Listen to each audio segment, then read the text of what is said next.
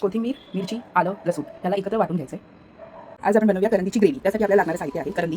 त्याच्यानंतर आपण घेतले आहेत 1.5 कांदा, 1 टोमॅटो, हे वाटलेलं वाटण आहे कांदा लसूणचं, आणि हे कोथिंबीर, आलं, लसूण याचं वाटण आहे, आणि लसूण.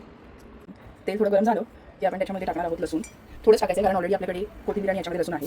लसूण टाकून आपण थोडं याला हलवून घेऊ.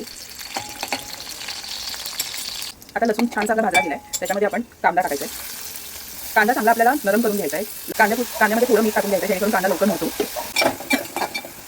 याला आपण झाकून ठेवूया वाफेवर, म्हणजे कांदा छान मुरेल. आता आपण कांदा बघून घेऊया. बघा कांदा छान असा मुरला आहे, लाल झाला आहे. यामध्ये आपण टाकणार आहोत टोमॅटो.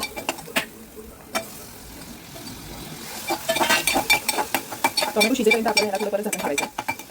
बघा छान असं मिक्स झालेलं आहे. आपण टोमॅटो थोडा नरम करून घेऊया. यामध्ये आपल्याला टाकायचं आहे वाटण, आलं लसूण पेस्ट. याला छान असं मिक्स करून घेऊया.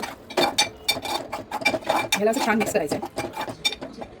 हळद, तिखट मसाला ज्याला जसा तिखट हवा आहे तसं तो आपल्यानुसार, लाल तिखट, धने जिरे पावडर पण छान असं आपण भाजून घेतलं आहे. आता यामध्ये आपण थोडी करंदी टाकू.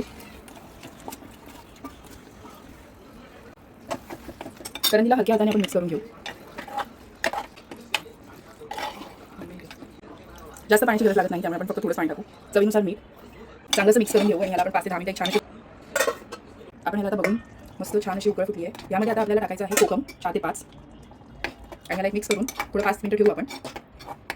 त्याला आपण मिक्स करून घेऊ. ही आहे आपण सर्व करूया.